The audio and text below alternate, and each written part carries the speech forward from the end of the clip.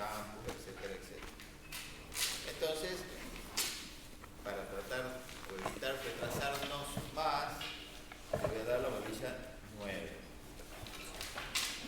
Es la protección del patrimonio personal también, pero otros bienes involucrados, otros medios comisivos, etcétera, etcétera. Esto encontrado en la biblioteca yo y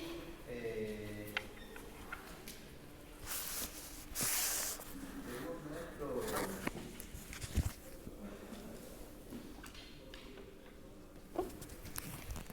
programa,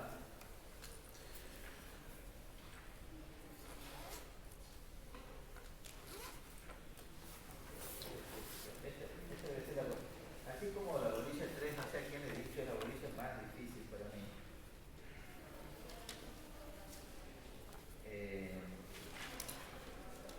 La bolilla 9 es la más, no sé si es fácil o difícil, pero es la más divertida, más lúdica de todas. Y según un libro, un manual, es decir, un libro hiper resumido que hay, está a disposición de ustedes en la biblioteca, que es el manual de Derecho Penal de Jorge Eduardo Compadre, en la parte especial. Estamos hablando de que es una bolilla que más o menos tiene 100 páginas. Cuando la estudian de un manual, imagínense cuando la estudian ustedes de apunte. En la página, por ejemplo, hay un apunte que lo he hecho yo, que tiene 26 páginas.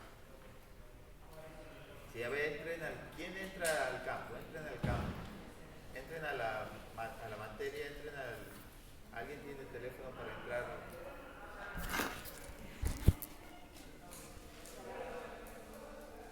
Como estudiante, entren a la página, entren a la materia, a la cátedra.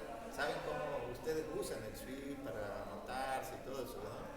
Bueno, de la misma manera pueden ingresar a la cátedra, ¿no? Sí. Y dentro de la cátedra hay una parte que dice bibliografía, ¿puede ser?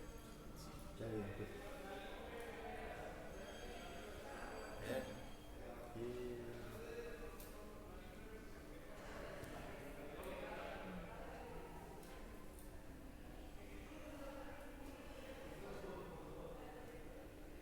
No, o sea, dentro de Busca las... bolilla 9 y ahí va a ser. Bolilla 9. Es que no me aparece por la medida de... Me aparece en clase, ¿no? Bueno, No aparece sobre eso, hay más. No debe ser A que ver. aparece bolilla 9 Y la bibliografía. y Sí. aparece el PowerPoint, aparece. Exactamente, aparecen los PowerPoint y todo eso. A veces los videos. Algunas veces están los videos, exactamente. Sí, sí. Ah, está. Qué bueno, Carlos. Delito 8 con apropiación de partes. Papá que no nos han subido a las 9. ¿No la han subido la 9? Bueno, voy a tratar de buscarle yo y subirle al grupo. De ahí creía que ya estaba también. Decir que de 100, es decir, un tratado debe ser un libro, en un manual son 100 páginas, en un apunte 26.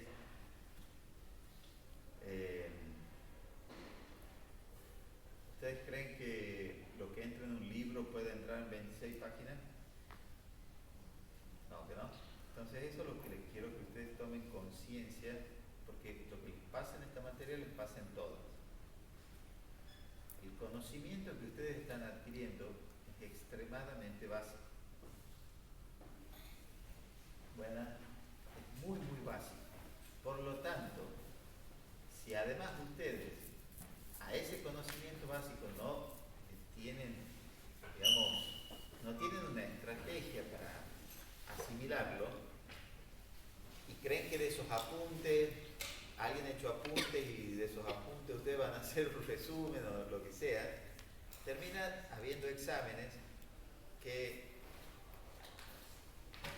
a ustedes los ponen en una situación, a futuro sobre todo, de desventaja.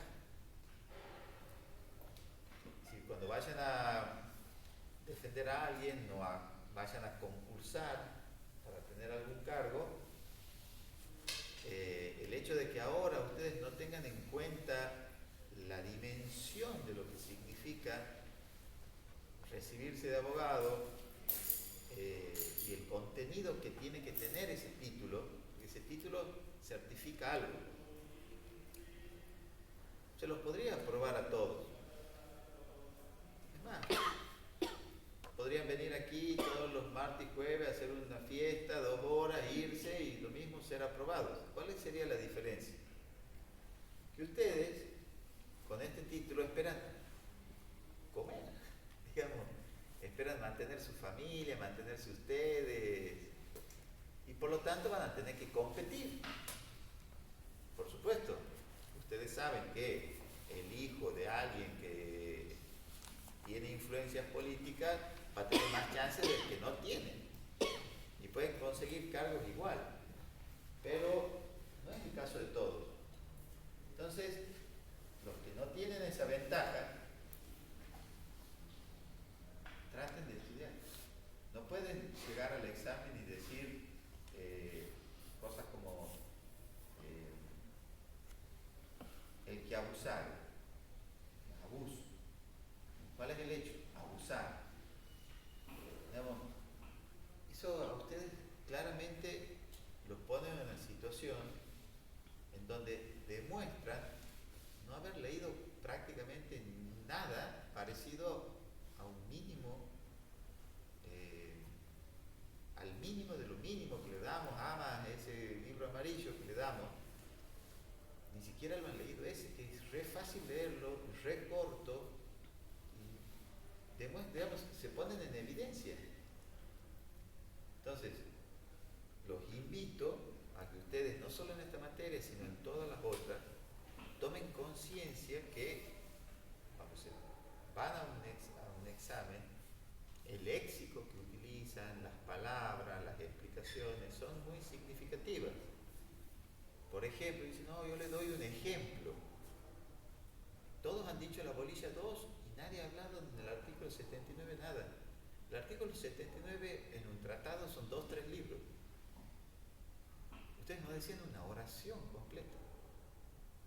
Y pasaban y los delitos calificados son, y empezaban, parecía menos que una monografía de una secundaria. Entonces, bueno, digamos, la universidad en general, la educación pública en general, no es casualidad que esté como está, digamos, ustedes, ¿quién ha pasado las primarias y las secundarias de una escuela pública aquí? Yo. 3, que sí, ya son completos. Ustedes han hecho Sí, primaria y secundaria completo. ¿En qué escuela ha hecho usted? En una técnica. ¿En cuál? Pública. ¿Pero en cuál? La técnica 1135, no es de Tucumán.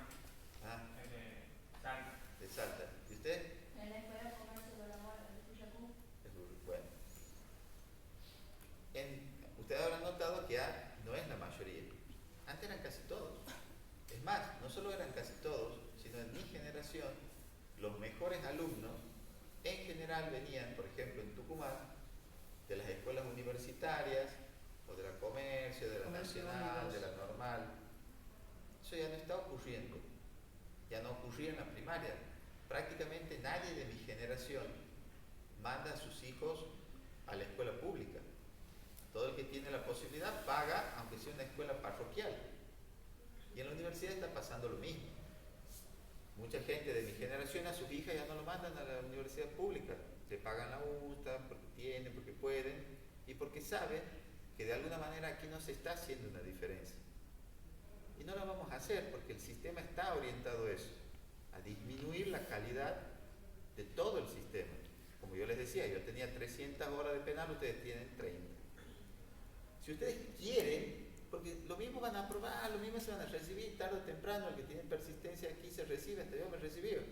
Pero si ustedes quieren que les sirva de algo el título, van a tener que de alguna manera, aunque sea para los exámenes, buscar una bibliografía que les sea útil. Y la universidad, incluso la facultad, tiene buena bibliografía ignorarán ustedes, porque no son muchos los libros, pero lo hay. Y después en internet también hay, y la cátedra también le da alguna bibliografía que es extremadamente simple y sencilla. No pueden venir y no poder definir un abuso, no pueden venir y no querer, no saber nada de qué es negligencia en el homicidio culposo y querer aprobarlo. Es imposible. Porque ese es el contenido de lo que se está haciendo aquí. Ustedes están adquiriendo una herramienta, como si estarían comprando un martillo.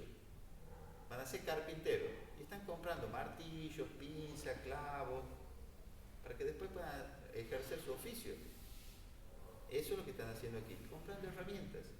Si no la quieren comprar, lo mismo se van a recibir. Lo único que les advierto, la desventaja que van a tener va a ser muy, muy grande.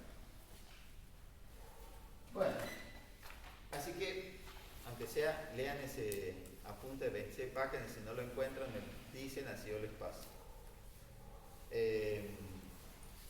Hasta aquí ustedes han visto, por ejemplo, ¿qué les llama la atención de la primera parte?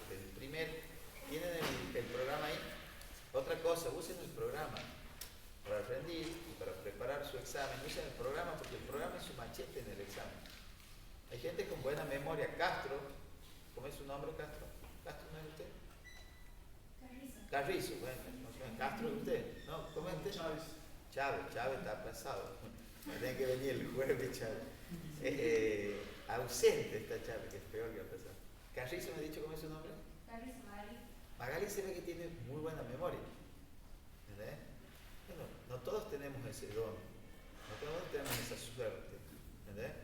Entonces tenemos que tratar de utilizar los medios, la mayor cantidad de medios posible a nuestro alcance. El programa es un machete. En sí mismo, cuando uno estudia con el programa en sí mismo es un machete. Cuando por ahí yo les preguntaba a algunos compañeros cuál era el bien jurídico protegido en el delito de homicidio, me contestaban la persona.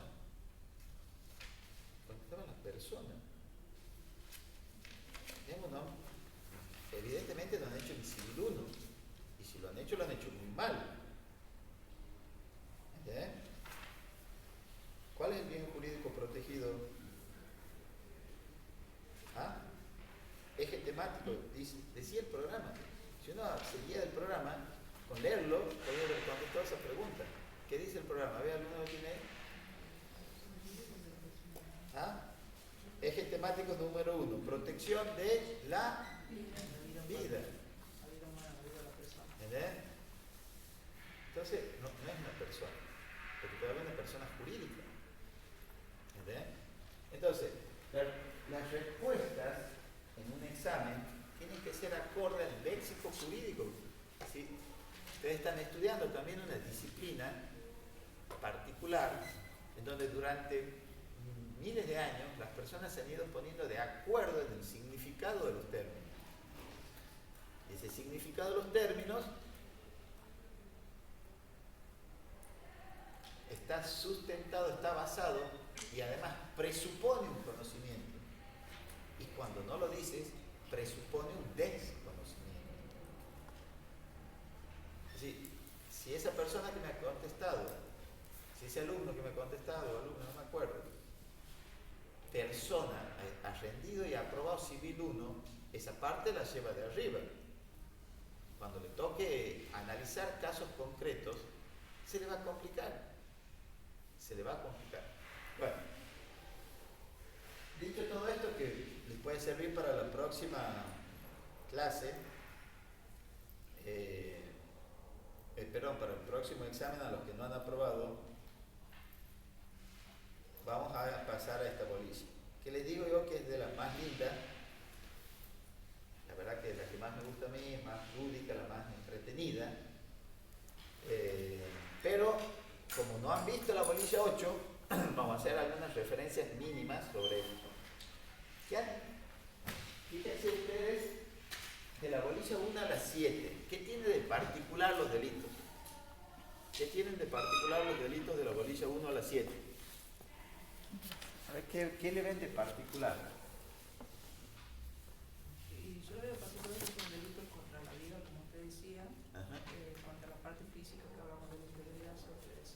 va. Y sí, por lo otro ya es como que todo es físico, habíamos visto la parte del honor también. ¿Qué más? Y esta segunda parte sería la parte de la ¿Qué más han visto? Falta unita nomás. Lo he dicho muy bien, muy bien. Y la libertad. Bueno, son todos aspectos que tienen que ver con la persona humana, pero en lo que respecta a la protección de lo que hace a todo aquello que puede tener un significado patrimonial, como el honor, por ejemplo, ¿no? Ustedes han visto que, por ejemplo, se pena con multas y cosas por el estilo,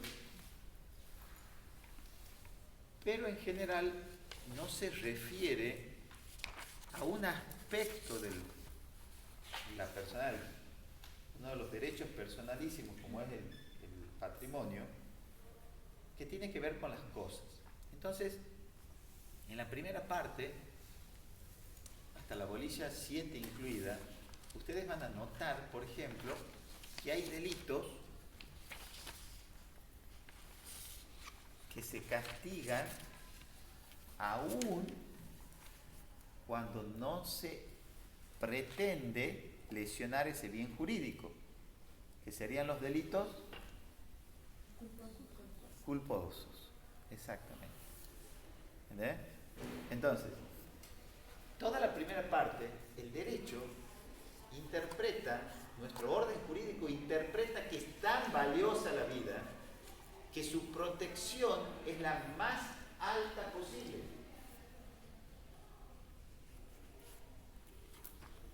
Por lo tanto, aun cuando vos lesiones ese bien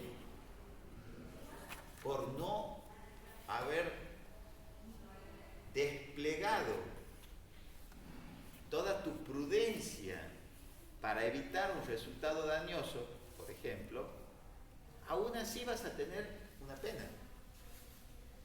Pero, ¿se acuerdan que yo les decía? El orden jurídico tiene que tener al derecho penal como la última respuesta posible para la protección de bienes. Y dentro de la última respuesta posible, la mínima forma de afectar a la persona a través de una retribución punitiva. Caso como por ejemplo el que hablábamos recién, los delitos contra el honor tienen una respuesta mínima, es decir, tiene como última respuesta el derecho penal, pero dentro del derecho penal al principio, o hace tiempo, se penaba eso con prisión. Y ahora tiene una respuesta aún mínima a eso. ¿Por qué? Va el tema de las multas. ¿Entendés? Entonces, si nosotros nos ubicamos en ese esquema, nos vamos a dar cuenta que el patrimonio está protegido de tal forma que el derecho penal interviene como última respuesta. Y antes de eso va a intervenir otros derechos, como por ejemplo el derecho civil. Entonces, ¿cuál es la característica más sobresaliente de todo esto? Que aquí, ¿cómo es su apellido? Lobo tiene un teléfono y está grabando. Con esta grabación, yo, digamos, sin querer, puedo estar andando por aquí y cae el teléfono Lobo, porque cae adelante, la silla, lo golpeo y cae. Y cuando cae se rompe. Yo no lo quería romper, pero lo rompo. Entonces, ¿qué ocurre? ¿Qué me va a decir usted? Que me lo restituya. Que se lo restituya, obviamente. Que compense al menos el daño que le ha ocasionado. De alguna manera, porque capaz que es el único teléfono del mundo. Entonces tiene un valor. Tal vez yo no pueda reponer exactamente el mismo bien, pero este bien representaba para usted parte de su patrimonio. Y la pérdida de ese bien, yo si no lo puedo reponer exactamente al mismo, al menos tengo que compensar esa pérdida. Pero ¿qué pasa si yo no tengo plata para compensarlo? ¿Qué creen que pasa?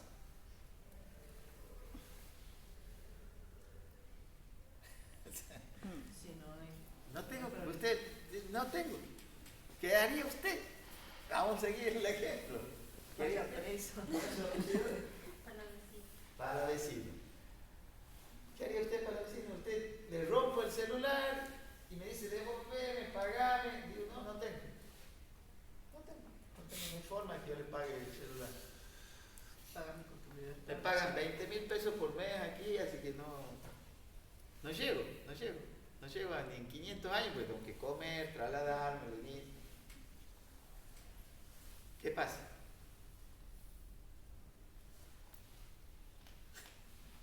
Pero hay que analizar el hecho, porque capaz como usted dice, yo no le he querido romper. Bueno, pero es roto.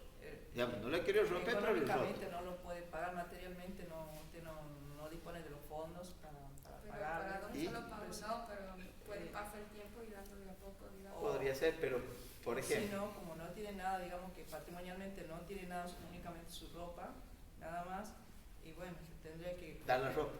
Claro. No, Claro, algo en horrible. garantía. Pero, Algo en garantía que equipare. tendría que, bueno, Si tiene algo de valor en su casa. no sé, no tiene más nada de intercambio, ya de última, bueno, pagame con tu libertad, no sé qué es lo que va a... Exactamente eso quería que diga, y es exactamente lo equivocado. Está bien. Estaba buscando eso, pero está mal. No es así. Es exactamente lo contrario. Uno normalmente tiene que darse cuenta de algo.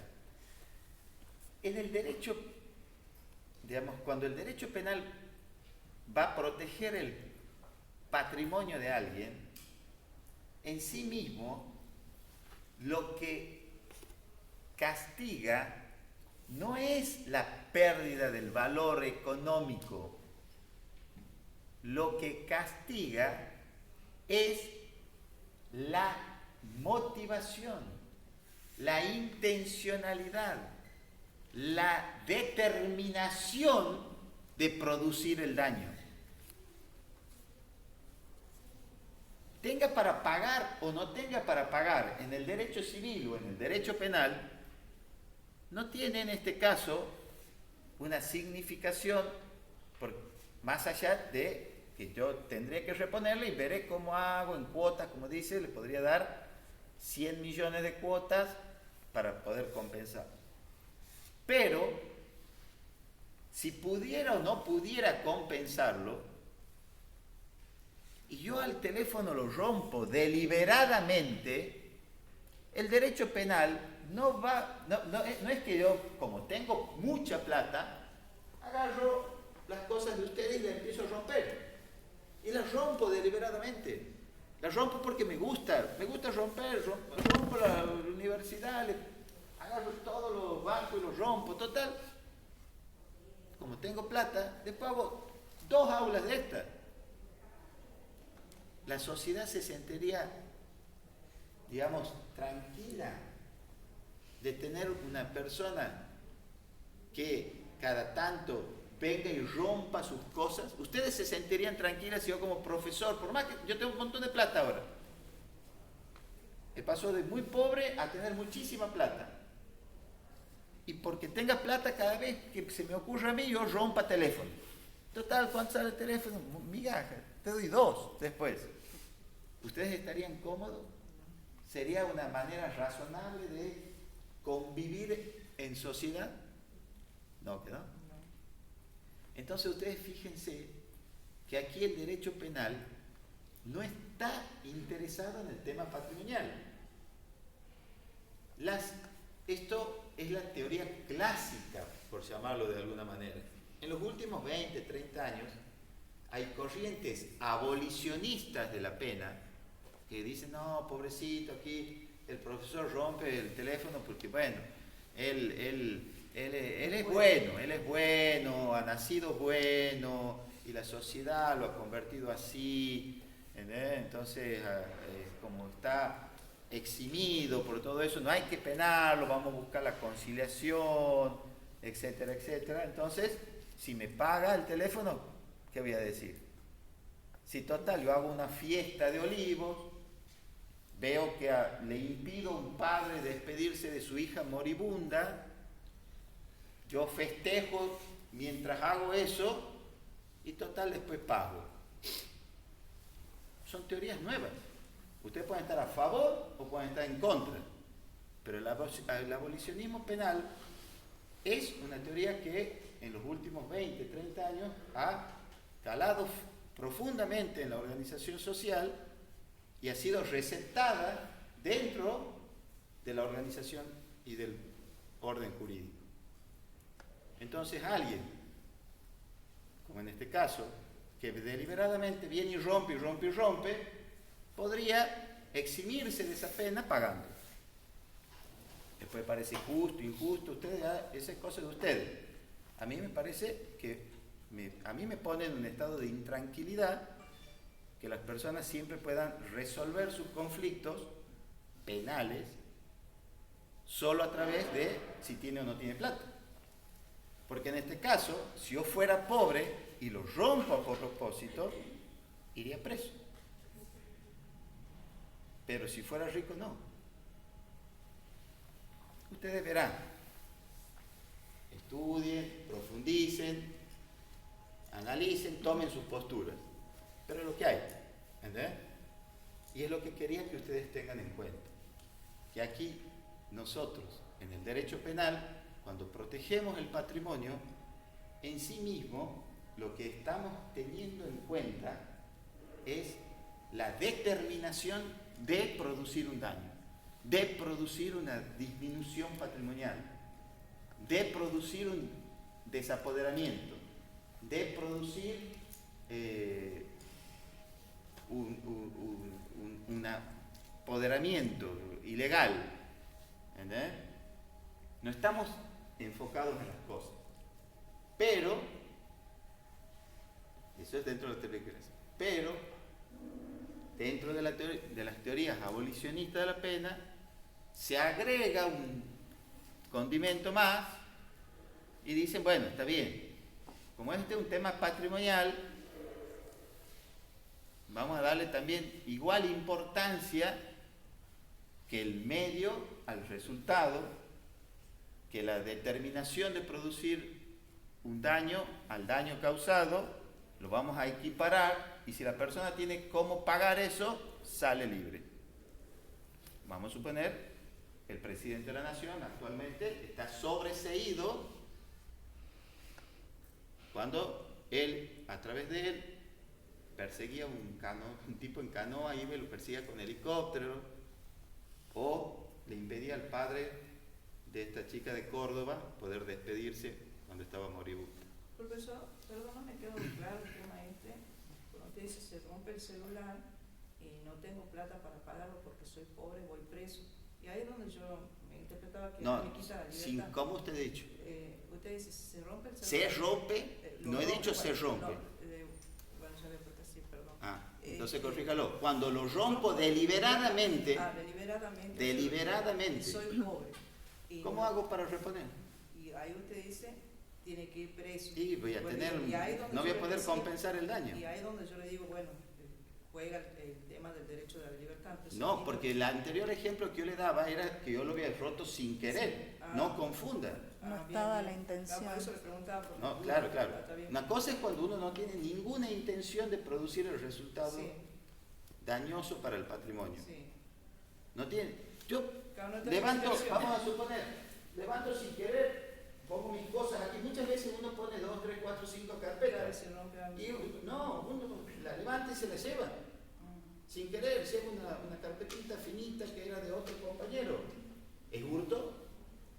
No, porque lo llevó. No había ninguna intención. Y si usted le dice, che, devolveme, y vos le devuelve. ¿Entendés? Sí.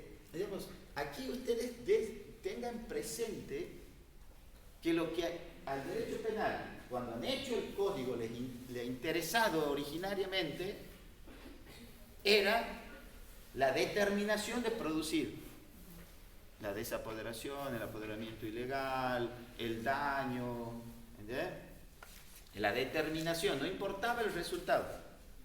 Entonces, han habido, qué sé yo, después durante años decían, pobre gente, mirá, al ladrón de gallina lo meten preso porque robó una gallina, entonces si era una gallina y la devuelve a la gallina, digamos, había justificativos morales, de justicia platónica, qué sé yo, que justificaban estas respuestas actualmente.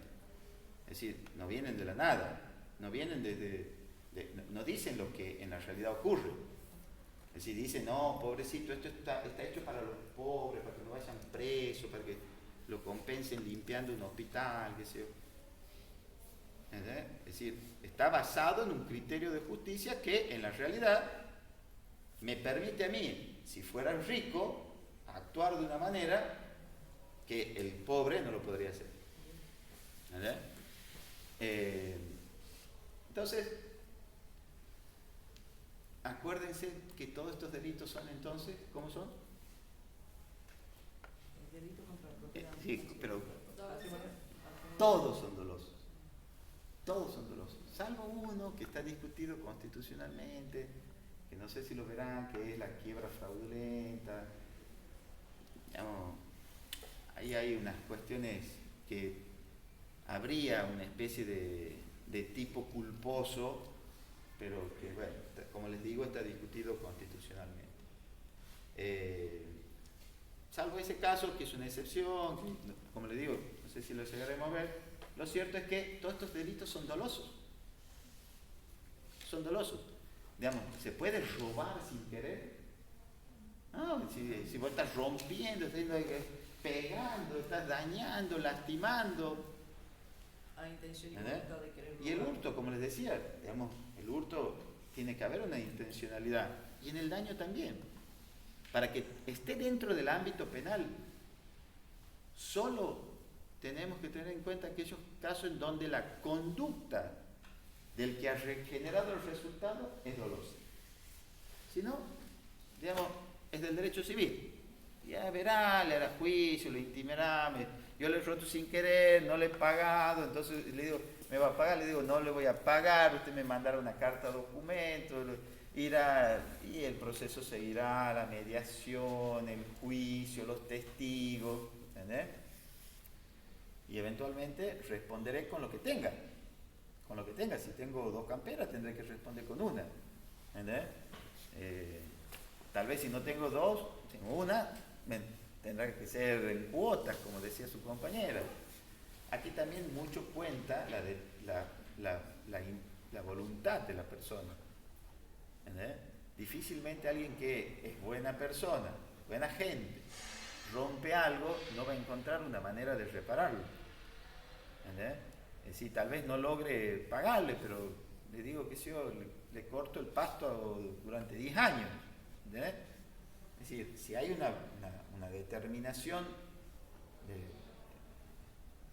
de vivir y convivir en sociedad de una manera armónica, hasta la persona más pobre tiene la oportunidad de reparar cualquier daño que ha ocasionado sin querer. ¿Entendés? Entonces, todo eso influye, obviamente. ¿Entendés? Pero todo esto nos lleva, en realidad, a hablar de la bolilla 9. Y la bolilla 9 empieza con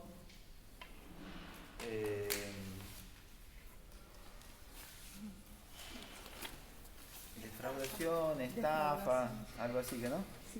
Sí, defraudación, estafa, concepto, elementos. Bueno. Antes de entrar de lleno en ese tema, a mí me gustaría hablar de otro tema que a ustedes les va a servir de alguna forma para todos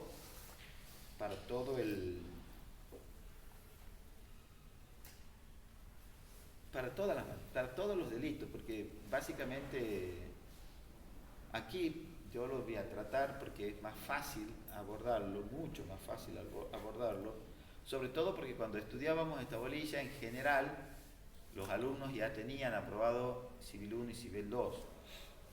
Es decir, era muy raro que, ahora creo que pueden llegar a tener penal 2 sin tener ni un civil. Antes también se podía, ¿no? Yo, de hecho, he tenido los 2 penales sin tener ni un civil aprobado.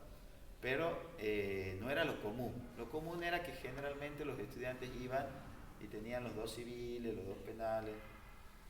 Y entonces era para mí mucho más, o para cualquier alumno y profesor, era mucho más fácil explicar aquí estos temas. Y es una de las cosas más importantes,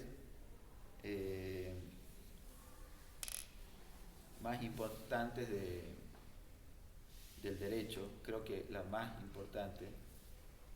Así que me voy a tomar el atrevimiento de transmitirle un mensaje que he escrito alguna vez, que no sé dónde está.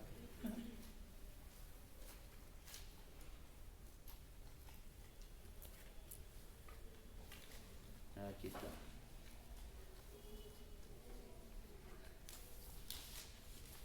Reenviar. Este es un caso actual, un caso presente, un caso que se está discutiendo en la justicia, un caso que ha tenido repercusiones mediáticas, que no está resuelto por la justicia. No sé si resolverán positivo o negativamente, a favor o en contra, pero las 2 personas que están en esta carta,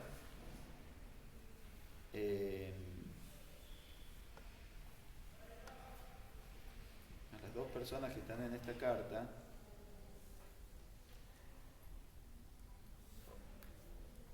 las conozco personalmente y les tengo mucho aprecio.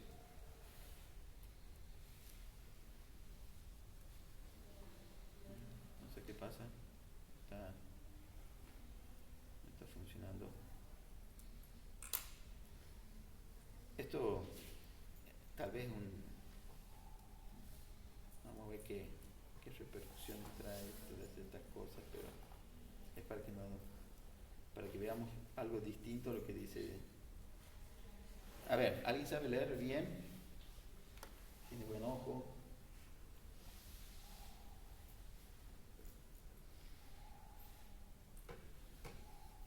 Ya les he pasado al grupo la nota.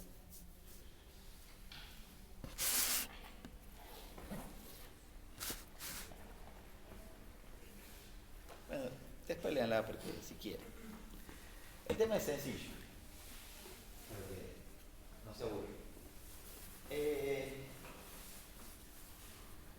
derecho penal tiene una particularidad muy singular dentro del orden jurídico. Y es que generalmente, no todos los casos, pero generalmente, no, voy a ser un poco tal vez más preciso, así, más cerca de 15.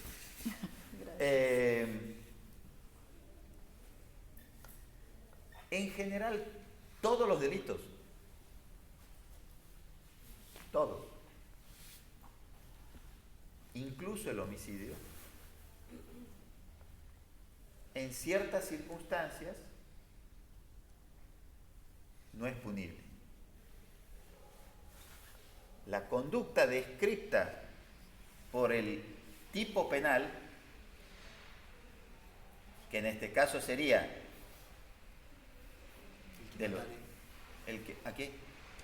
el que matare a otro, existen circunstancias que no son punibles, que ustedes también ya las saben, porque los que han aprobado por lo menos lo saben, y para los que no, les recuerdo. ¿Cuándo el que matare a otro no va preso? Está en el artículo 34. No, ni idea tengo dónde está, eso es lo que me importa, le pregunto el contenido. Cuando está justificado. Cuando está justificado. ¿Y por qué estaría justificado matar a alguien? Porque no responde a sus facultades mentales, las tiene alteradas en ese momento. No. No, y bueno, Cuando haya peligro. cuando haya peligro. No. Cuando Y es que la aprobado, que dije. cuando la persona había consumido estupefacientes. No. Bueno, y eso es lo que dice el artículo. ¿Cuándo? La más fácil de todas. Muy bien. No lo quería decir, ya lo sabía. No sé por qué, pero legítima defensa. Y el código le dice que tiene que ser legítimo, que tiene que ser proporcionado. Le da una serie de condiciones. Pero cuando esas condiciones se dan, uno puede matar a alguien y bueno, es en legítima defensa. El derecho no les exige conductas heroicas. Somos personas y lo más importante para nosotros es nuestra vida. Por lo tanto, toda la defensa adecuada para eso no tiene respuesta penal. Entonces, la descripción del tipo penal, aunque se materialice exactamente matar a otro, no tiene una pena. Esto pasa con todos los delitos.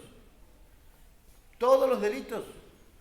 La descripción típica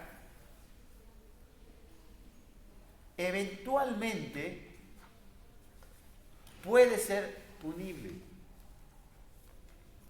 Se tienen que dar ciertas circunstancias de qué. ¿De qué? ¿Ah? Justificación. No, de tiempo, de modo, de personas. Se tienen que dar ciertas circunstancias. Tienen que ver, por ejemplo, todos nosotros somos el resultado de un acto sexual. Normalmente, ahora hay gente que en los últimos 30 años puede ser in vitro y esas cosas. Pero los de 50 para atrás les aseguro que todos hemos surgido de lo mismo. Y está descrito en el... ¿Qué lo diferencia al acto que nos ha traído hasta hoy hasta aquí y el acto que lleva a ser uno de los más gravemente penados? ¿Ustedes ya lo han estudiado? El consentimiento. El consentimiento, el libre consentimiento. Entonces la descripción del tipo penal le vamos a llamar, en homenaje a algunos autores, pero principalmente a nuestra profesora, doctora, ex titular de la cátedra, Muñeca Jiménez, así se la conoce, que era una de las personas que la verdad más sabe, gracias a Dios está con nosotros todavía, más sabe del derecho penal y más nos enseñaba.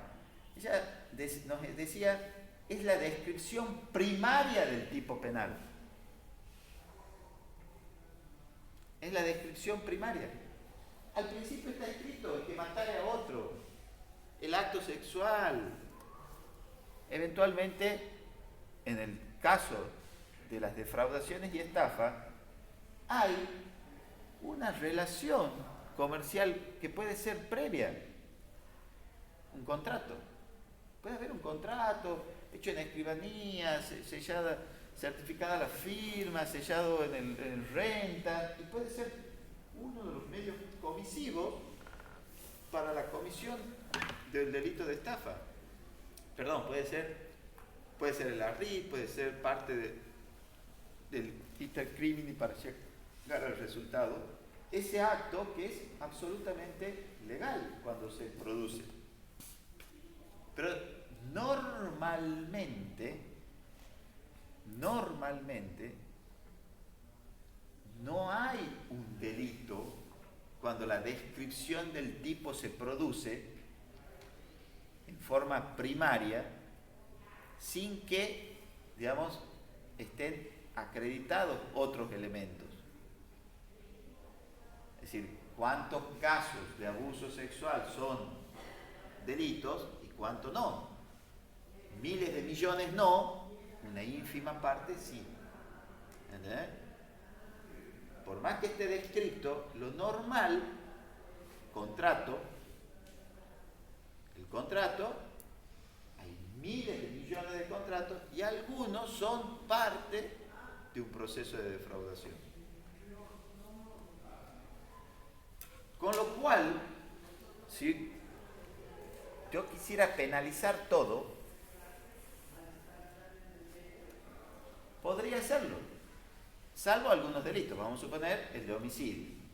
El de homicidio es un delito complejo porque hay un resultado final, la vida humana, que no se puede volver atrás, etcétera, etcétera. Entonces, en general, cuando alguien mata a otro, la descripción del tipo penal es la mayoritaria.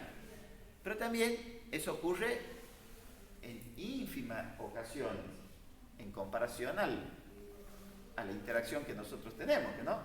Si nosotros ya vamos teniendo muchísimas clases y aquí en esta aula no se ha matado a nadie todavía, ¿entendés? Y digo todavía porque el ser humano es impredecible. Ustedes lo ven en Estados Unidos por ahí en las escuelas, ¿entendés? El ser humano es impredecible. Entonces, tenemos que tener en cuenta que si quisiéramos volver todo una cuestión penal, sería hiper fácil. Hiper fácil. De hecho, salvo los delitos que puntualmente dejan secuelas físicas probadas o que se pueden probar, todas las demás, de alguna manera, son una respuesta que la convivencia social exige la buena fe de la interacción que nosotros tenemos. ¿Cómo es su apellido? Frías. Yo a Frías, por ejemplo, ustedes están aquí. En un momento que yo a Frías les digo, ustedes no me escuchan, pero les digo, va pasando Frías, le digo, Frías, lleva el libro a la biblioteca. Entonces sale Frías con el libro, va por ahí y le digo, Frías se roba el libro, deténganla. ¿Entiendes? Y vos decís, pero me ha dicho, no me ha dicho, yo no sabía, qué sé yo. No sé si ustedes captan la significación de todos los delitos que no dejen prueba física en el cuerpo, de la importancia de poder vivir en comunidad, de la buena fe. Tomen, por ejemplo, una relación sexual, que puede ser después denunciada de una o de otra manera. Porque depende no tanto de lo que ha ocurrido, sino de la significación que después uno le da, de buena o mala fe. ¿Entendés? Y lo mismo pasa en este delito de defraudación. Hacemos un contrato, nos ponemos de acuerdo, y yo les digo, sí, le voy a pagar a usted por grabar mis clases. ¿No? Entonces, pasa un tiempo y yo le adelanto dinero. Ponemos de acuerdo que no solo las quiero que las grabe, sino las desgrabe. Las pase a papel. Y usted me dice, bueno, sí, sale 1.000 pesos, pero yo le cobro 500 pesos de adelanto. Gastos por la electricidad, el wifi, tengo gastos previos, yo si quiere que le haga, le cobro 500 de adelantado. Entonces yo le pago los 500. Hacemos el contrato, sellamos, firmamos, todo en ley.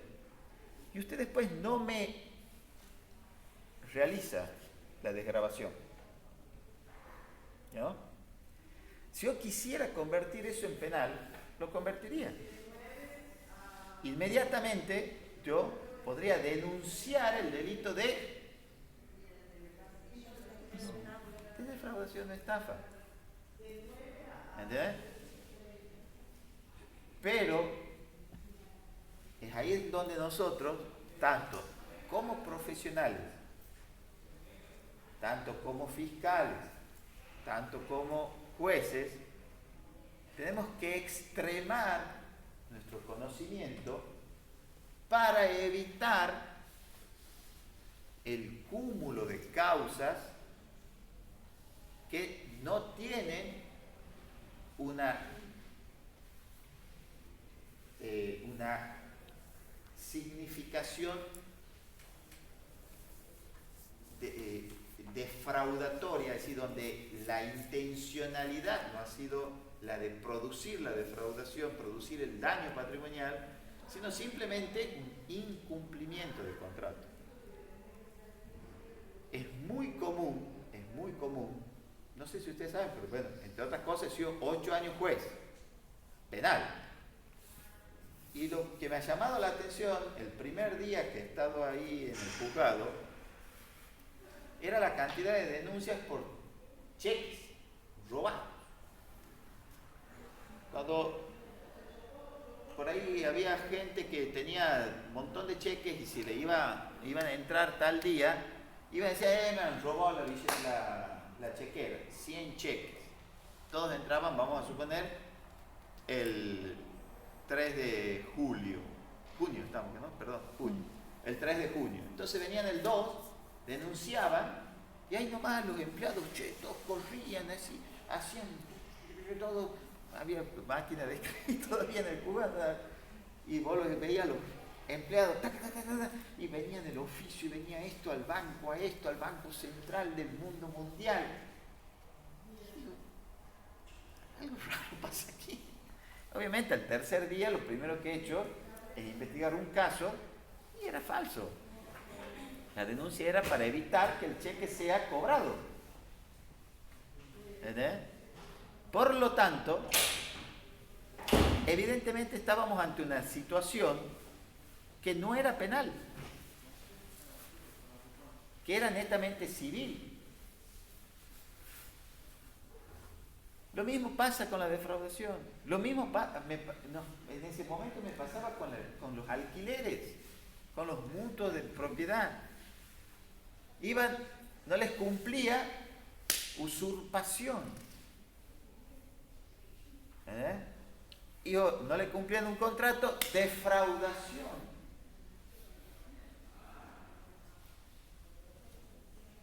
Entonces, ¿cómo hacemos? ¿Cómo hacemos para diferenciar? Ustedes han escuchado el contrato que hemos hecho con la compañera, que no, ficticio, obviamente, no hemos llegado a ningún contrato, es al modo didáctico, pero hemos hecho un contrato en el cual ella me iba a desgravar las clases. Hemos firmado, hemos sellado, está todo en regla, está clarito, está bien escrito y está además en el mismo contrato y ella me ha firmado que ha recibido 500 pesos de adelanto, la mitad del valor del trabajo.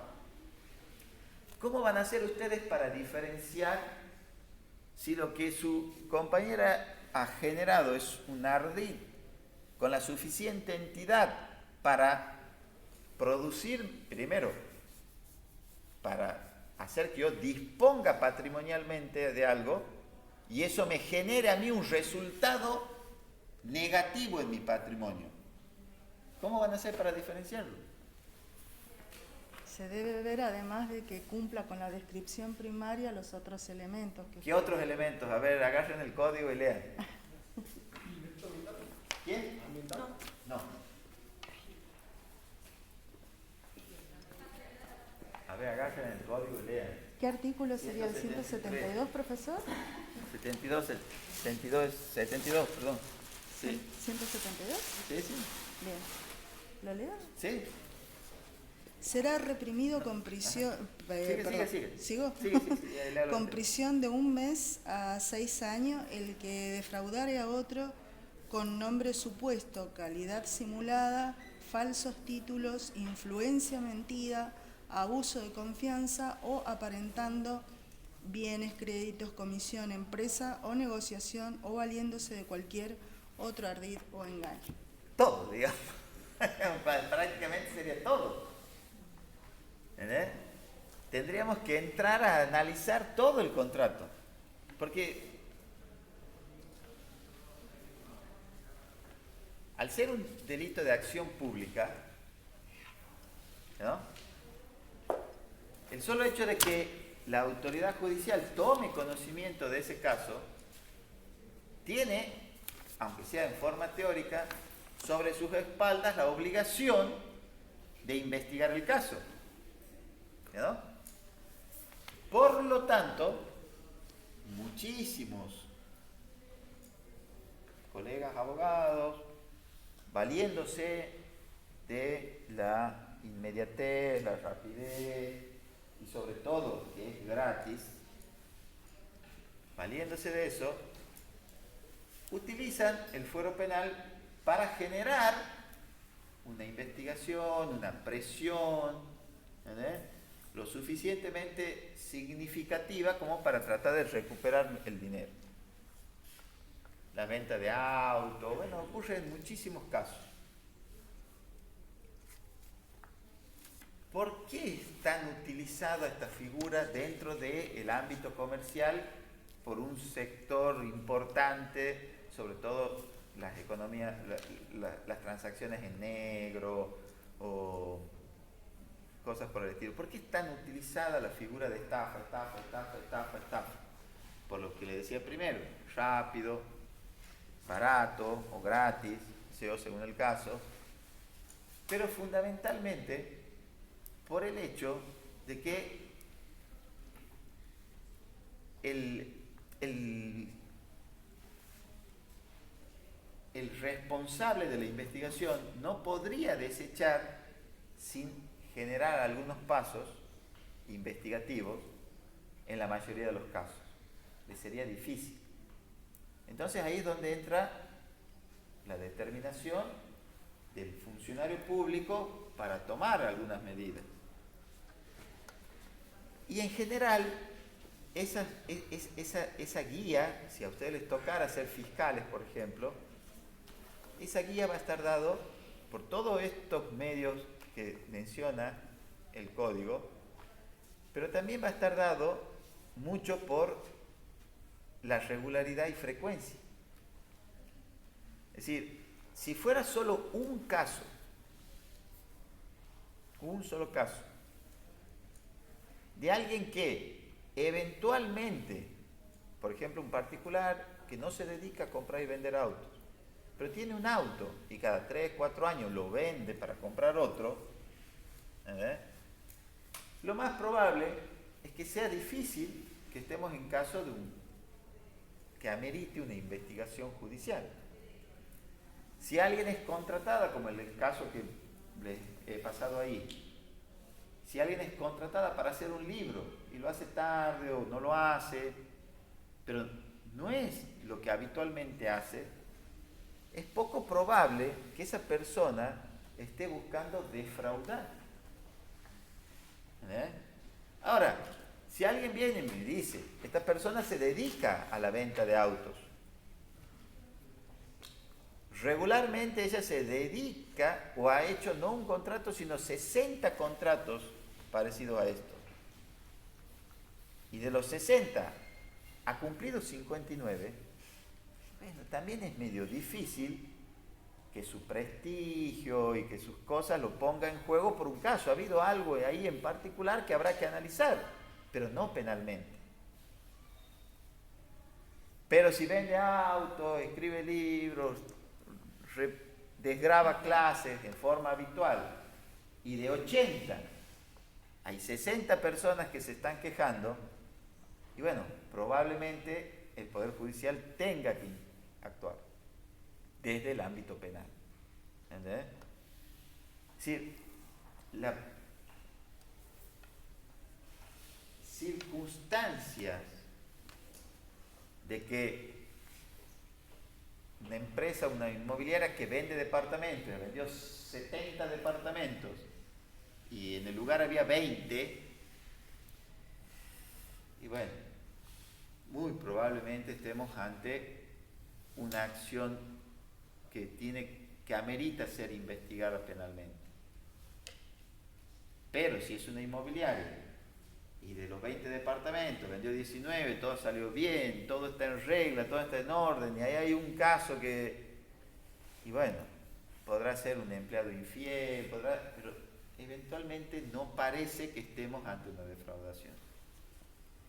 Y es ahí en donde ustedes, como profesionales, tienen que tener la entereza ética de decirle al cliente y eventualmente no representar acciones que no tienen como fin desbaratar o reprimir un delito, sino simplemente usan el proceso judicial como una manera de presión, extorsión, para agilizar de manera más barata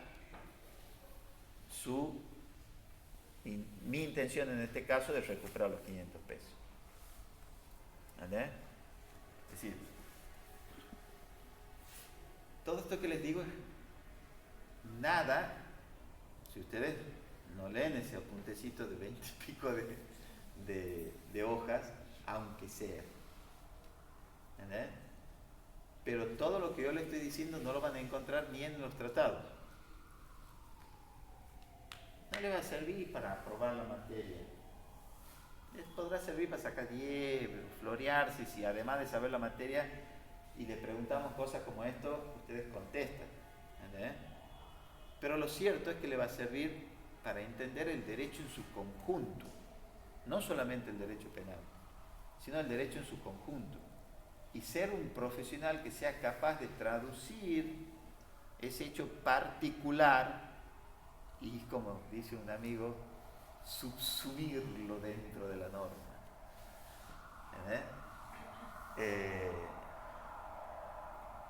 Y ese es el desafío como profesionales que tienen. Todo lo demás está escrito ahí, lo van a ver en el apunte, en Voz Padre, en Agnes, en Google si quieren. ¿Entendés?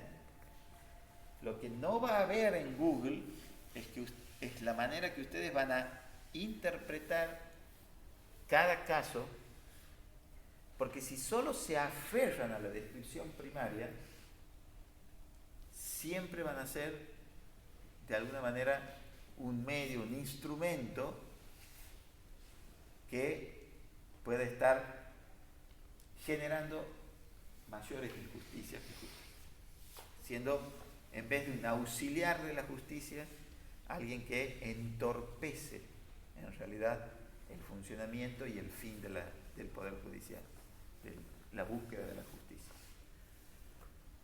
Y vamos puntualmente al delito, pero no el de defraudación y estafa, sino, ¿cuáles siguen? Daño, ¿cuál más está en la bolilla?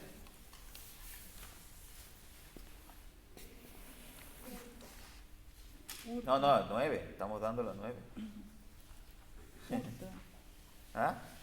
Hurto impropio es caso especial. Hurto impropio, sí.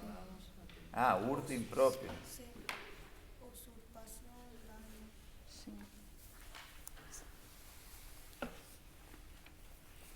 Bueno. Hurto propio, hurto impropio, lo van a ver con el doctor Esper seguramente, porque es un clásico ejemplo. Pero les adelanto más o menos que parte del hurto es el desapoderamiento, porque si cuando vean hurtos van a ver que ustedes, digamos, la figura básica, la más sencilla, ustedes van a ver que una persona se apodera de un bien. Por ejemplo, yo me apodero del virus, ¿no? Sin ejercer violencia sobre las cosas ni sobre las personas. Entonces, algo que era del patrimonio de una persona, la otra persona se lo apodera para sí. Hay teorías, todo eso lo van a ver con el doctor B. Entonces, lo central de la acción penal está dado por el apoderamiento. Entonces, ¿qué pasa si yo, sin consultar, tomo ese bien, lo uso y lo devuelvo? Es un caso que puede ser de hurto y habría que ver, cuando lo vean con el doctor Esper, van a ver las circunstancias de su punibilidad. Pero puede ocurrir que nosotros hagamos un contrato. ¿Cómo es su apellido? Usted es caballero, pero tiene un apellido. Oriz. Oriz. Oriz tiene una tintorería. Entonces yo le llevo mi traje para que lo limpie, lo lave, lo limpie. Y Por lo tanto, estamos generando un contrato, una relación jurídica válida. Pero el tintorero en este caso, sin consultarme, hace uso impropio de la cosa. Entonces, ¿qué es? Hurto, defraudación. ¿Es punible o no es punible? ¿Entendés? Y eso, cuando vean hurto, lo van a poder entender mejor. Entonces, a ese lo vamos a dejar y vamos a ir. ¿Cuál es el otro delito que está? Usurpación. El Sí, ¿no? mejor delito de ¿Sí, todos. sí? El más fácil para un juez. No hay nada más fácil que la usurpación. Ustedes ven en la tele los casos de usurpación. Yo digo, mi Dios, ¿cómo es posible? No hay delito más fácil. ¿Por qué creen? ¿Qué dice el artículo? El que con violencia, esto acuérdense porque los medios comisivos son muy importantes, tienen que saberlo, que con violencia, amenaza, engaño, abuso de confianza o clandestinidad, despojare a otros, total o parcialmente, de la posesión o tenencia de un inmueble o del ejercicio de un derecho real constituido sobre él, sea el despojo se produzca invadiendo, manteniéndose o expulsando a los ocupantes. Entonces, ¿qué tenemos aquí? En la usurpación tenemos un delito en donde quien lo comete, ¿qué es lo que hace? Despoja a otro. Y ya sea de que es con violencia, es de los medios comisivos. Pero voy a centrarme en el hecho de que invada, se mantenga o expulse a los ocupantes, cualquiera de los tres. Entonces, imagínense, y vuelvo al punto, ustedes lean lo que es la bibliografía. Yo les digo lo que les puede servir que no está en la bibliografía. Imagínense que voy a ¿cómo es su apellido? Sosa Gámez. Voy a la casa de Sosa Gámez y saco toda la familia. Ingreso, no la saco. Simplemente, perdón, vamos a ir con el primer ejemplo, así no nos perdamos. Invado el inmueble. Sosa Gámez sigue con su familia ahí adentro. Pero yo lo invado en una parte, una pieza, una hectárea, una parte, en la universidad, un aula. Yo lo invado, total o parcialmente, pero lo invado. No la saco a la familia de Sosa Gámez, pero una de las piezas, el garaje, lo utilizo exclusivamente yo y no dejo que nadie más lo utilice. Lo invado. Estoy en ese pedazo. Incluso hasta, tal vez esa es la salida y los dejo a la familia entrar y salir. La dejo que utilice como paso eso. Pero yo estoy ahí. Es más, digo cuándo pueden salir, cuándo no pueden, cuándo pueden entrar. Tengo dominio sobre ese espacio de manera que pueda excluir, aunque no de manera definitiva. ¿No? Entonces, ante esa situación, ¿qué hace la familia de Gámez? Sosa Gámez. Sosa Gámez. ¿Qué hace? ¿Qué haría usted? Sosa Gámez, ¿qué haría? Llamo a la policía. Muy bien, llama a la policía. ¿Y qué cree que hace el policía? ¿Qué cree que hace el policía? Usted le informa, le denuncia, hace una denuncia ante la policía. ¿Y qué cree que hace el policía?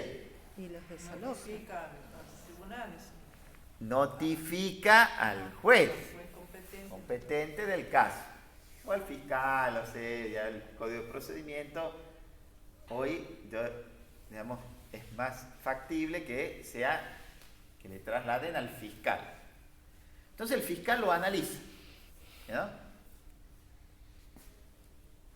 Recientemente, una de las últimas cosas que hacía en el fuero penal, ya trato de no hacerla porque más que pierdo tiempo y plata, el fiscal me contesta, arma la causa, y en la causa pone autores desconocidos. Imagínense, yo me río porque de verdad no hay nada más fácil que el delito de usurpación. ¿Por qué cree? Yo era juez, me informaban que había un delito de usurpación. ¿Qué cree que hacía? Mandaba un policía a que toque el timbre y diga quién vive aquí, en qué carácter lo hace. Trin. Sí, ¿quién es usted? Yo soy Sosa Game, yo he hecho la denuncia, pero aquí está Coria que no quiere salir del garage. Entonces el policía le dice, Coria, ¿usted qué hace aquí? Ah, yo estoy aquí, ¿por qué estoy? Porque quiero. Está aquí. Dígale que se vaya, si no lo meto preso. ¿Cuánto cree que duraba un caso de usurpación en mi juzgado? Muy poco. Ahora hay casos especiales, obviamente, pero normalmente no podían durar nada. Duraba el tiempo que me llevaba por ahí, el policía por ahí demoraba en ir. Pero no podía. Vamos a suponer que se mantenga, que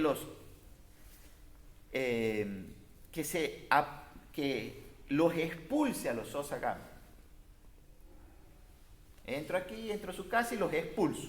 Estaban adentro, los saco, cierro la puerta. Pasa lo mismo, denuncia, viene al juez, el juez les dice al policía, vete a preguntar. Toc, toc, toc. Doctor, no me contesta nadie. Bueno, vení a llevar el oficio, allanar. Entonces entra, y adentro está Coria, trincherado, está Coria ahí adentro, y entonces el policía le dice, ¿por qué no me ha abierto la puerta? No, porque no quería, no te escuchaba. ¿Y qué hace aquí? ¿Quién sos vos? Y bueno, ¿y por qué estás aquí? ¿Y desde cuándo estás aquí? No, yo soy el dueño. Aquí está mi título de propiedad. ¿Y entonces qué hace? Registro de propiedad. Sí, el dueño es Coria de la casa. ¿Qué hace? Que el policía se tiene que ir porque Coria muestra el documento. ¡No! ¡Jamás se tiene que ir! No, ¿Qué dice ahí el artículo? Notifica, doctor. Habla de posesión o tenencia. ¿Ustedes han hechos reales? No. Por lo tanto, no entienden nada de lo que les estoy hablando. Pero lo cierto es que no importa absolutamente nada quién es el dueño. Lo que importa es si yo por violencia, amenaza, engaño, abuso de confianza o clandestinidad he despojado, expulsando a alguien de la propiedad, sea o no sea dueño. Entonces mucha gente que es dueña de la propiedad, como no sale, como demora el desalojo, no tiene mejor idea que llamar a una patota, entrar y tirarlo a los que están adentro a la calle. Cometen un delito. Entonces, por más que yo muestre el papel, ¿qué le decía al policía? Pregúntale quién vivía hace 1 hora, hace 2 horas, hace 1 año, menos de 1 año. Esto es muy importante. Ustedes después verán por qué, en procesal, en civil, en todo eso.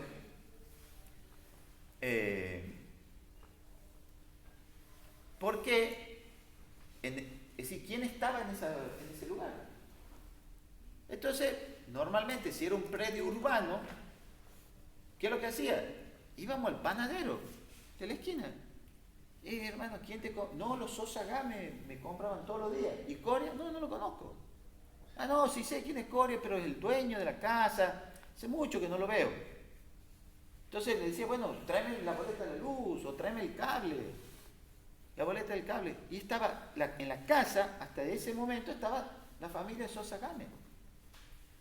Podría incluso estar la familia Sosa Gámez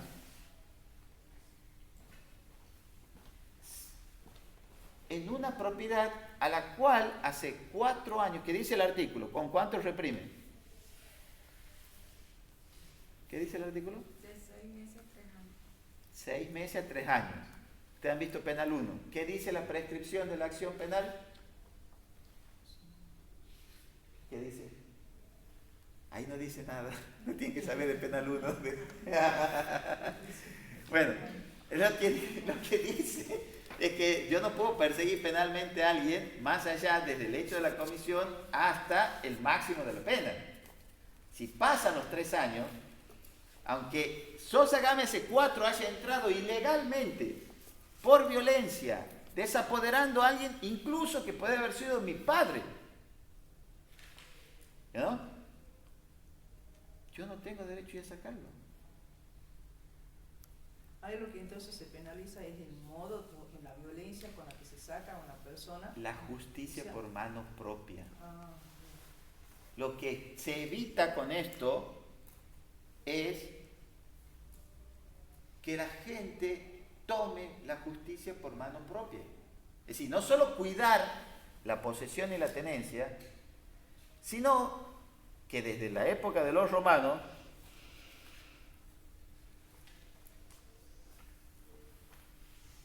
se busca la paz social, se busca proteger, digamos, el orden jurídico en el sentido del monopolio del Estado a decidir quién tiene derecho o no cuando hay un conflicto entre partes, y también a evitar la justicia por mano propia.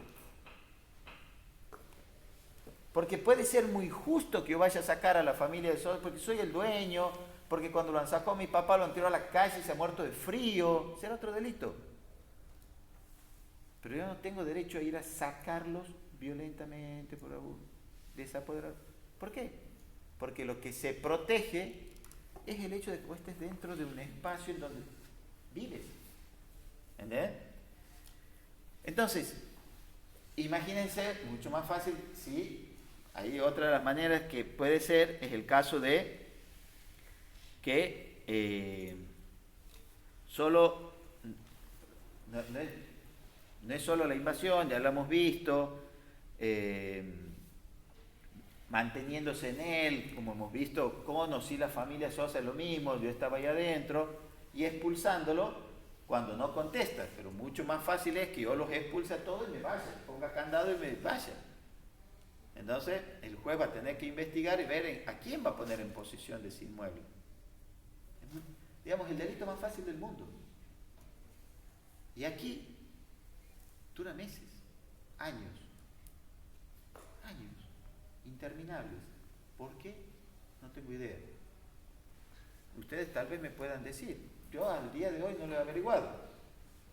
¿Y a quién pone el profesor cuando usted dice se expulsa todo, que pone un policía? Podría poner un policía, claro. Y está poniendo todo el tiempo ahí para que no ingresen otras personas. Y eventualmente sí, eventualmente sí, ¿por qué no? Puede ser una de las... lo he hecho algunas veces, no es una medida gravosa, porque a la policía le molesta mucho hacer ese tipo de guardia, etcétera, etcétera, ¿entendés? Pero hay veces que no queda otra. Hay veces que no queda otra. Hay veces que es imposible, porque son campos de 3.500 hectáreas. ¿Qué es lo que ha usurpado? Viene uno y dice, no, yo soy dueño porque estoy aquí de 3.500. No, es mucho más complejo de lo que yo le estoy diciendo. Yo le estoy diciendo para los casos, la sencillez absoluta en los casos de usurpaciones urbanas, que son además las más complicadas, porque uno de los primeros casos que yo he tenido en mi vida profesional ha sido una familia que había 2 personas, marido y mujer, uno se enferma gravemente y la esposa va 15 días al hospital con él. No había quien lo cuide, entonces volvía muy ocasionalmente, y un día vuelve y había gente viviendo dentro de la casa. 2 años después seguía la gente viviendo en la casa. Y la gente no tenía dónde vivir. ¿Entendés? Entonces, digamos, en esa época, como abogado, yo decía, es increíble. Y bueno, el destino ha hecho que después me toque la otra parte. Y he podido ejercer esa simplicidad. ¿Entendés? Si no hay nada más fácil que eso.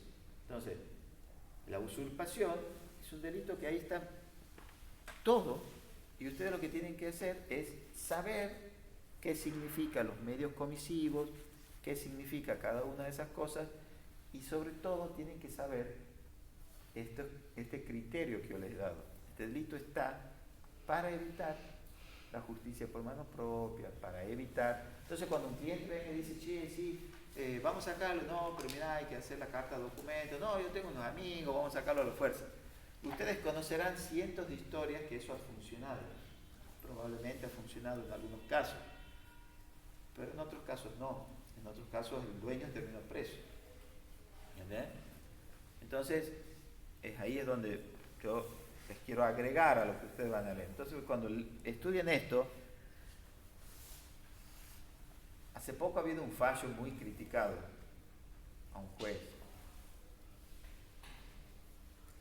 que era que decía que no había usurpación porque habían entrado de día, algo así, decía la nota, que no. Y entonces, ese juez ha sido muy criticado. Yo no conozco el caso concreto. Pero lo cierto es muy probable que habría que ver cómo está expresado, pero lo cierto es que es posible que no haya habido delito. Yo no conozco el caso concreto, pero si el juez lo ha analizado y ha visto que esa gente ha entrado, pero ha entrado sin violencia, ha entrado sin amenazar a nadie, ha entrado abuso de confianza. ¿Saben qué es abuso de confianza? Es como que uno ha creado una amistad con la otra persona y como que le cree todo lo que dice, o sea, o lo que hace. Más o menos eso. Jurídicamente sería un vínculo, ¿entendés? En donde uno deposita en alguien el ejercicio o la protección o el cuidado o la representación de un derecho, y esa persona, en vez de actuar dentro de los marcos de ese negocio jurídico, se excede. Entonces, el abuso de confianza sería, mi estimado secretario, lo felicito, espero que tenga éxito en su gestión. Bueno, después si sirve de algo, a preguntarme y avisarme. Con gusto. Doctor, de ambiental, por eso. Profesor, ¿le puedo hacer una Sí. preguntita? Sí. Con respecto, no quiero que me cierre para entender bien el tema de Sí, usurpación. sí. En los casos de los barrios, donde todavía ni siquiera hay adjudicatarios, ¿cómo? No entiendo ahí cómo se aplicaría la figura. ¿Y de quién es el Porque es barrio? usurpación. Si no hay Por ejemplo, gente ocupando, ¿de quién es? Porque se dio el caso y lo conozco, por ejemplo, en el caso de Barrio Manantial Sur, que hubo una, Sí. creo que le llaman etapas, Sí. y me acuerdo que hubo toda una movida, Sí. mi pareja tuvo que estar presente porque no entendí bien, él es arquitecto y participó en eso, en la obra, y a los días se desalojó a toda esa gente que estaba usurpando, era lo que decían. Pero no entiendo si no había ocupantes, si no había adjudicatarios concretos, digamos. No entiendo ahí cómo se aplica la figura.